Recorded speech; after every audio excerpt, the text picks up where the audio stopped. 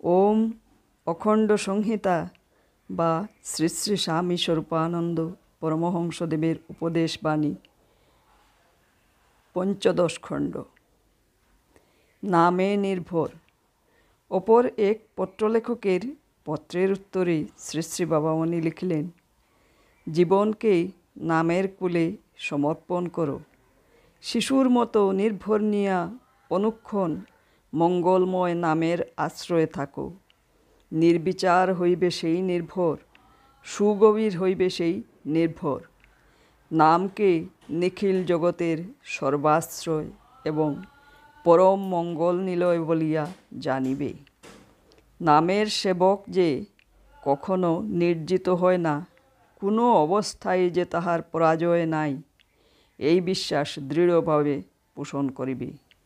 ঝড় ঝঞ্ঝায় সৃষ্টি উড়িয়া যাওক, প্রলয়কালীন নিষ্ঠুর ভূকম্পে ব্রহ্মাণ্ড সমুদ্র জলে ডুবিয়া যাক, তুমি নাম ছাড়িও না।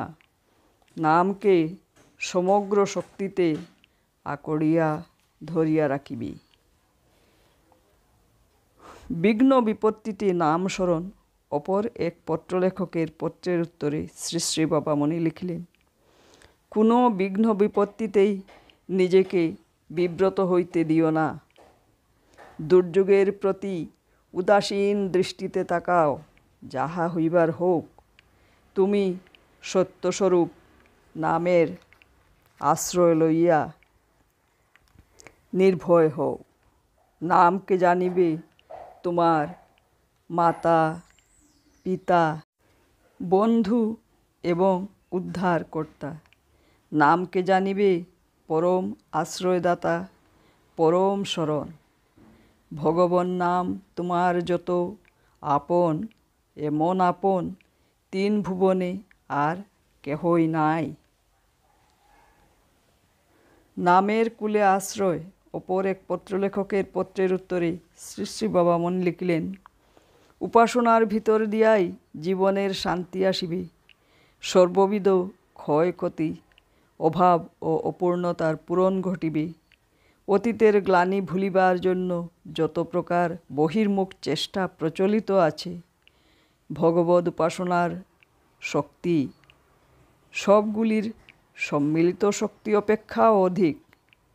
মনকে 10 দিকে ছুটাছুটি করিতে না দিয়া শিশুর নির্ভর নিয়া ভগবানের নামের কূলে আশ্রয় নিতে দাও।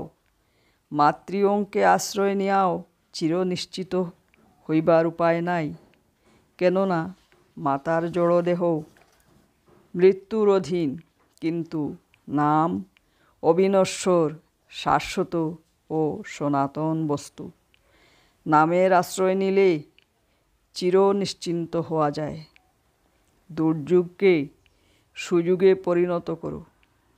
অপর এক পত্রের উত্তরে শ্রী শ্রী বাবামণি লিখিলেন, জীবনের যাবতীয় দুর্যোগগুলিকে সুযোগরূপে পরিণত করিবার তপস্যায় ব্রতী হও।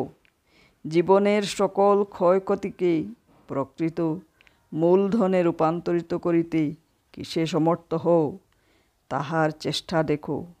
হতাশ হইও না, অবসন্নও হইও না। হতাশাক্ষীণ্ণ অবসাদক্লিষ্ট দুর্বলের জন্য এই জগতের কোনো সৌভাগ্যের বিন্দুমাত্র বরাদ্দ নাই। পরমেশ্বরে বিশ্বাস করো, তাহার অমোঘ কৃপায় বিশ্বাসী হও, তাহার অপ্রতিদ্বন্দ্বী শক্তিতে আস্থাবান হও।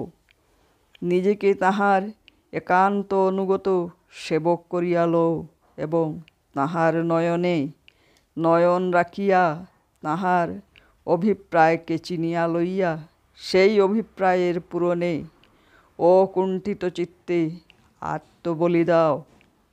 তাহার কাজে প্রাণপাত করিয়াই তুমি প্রাণবন্ত হইবে। হরি ওম।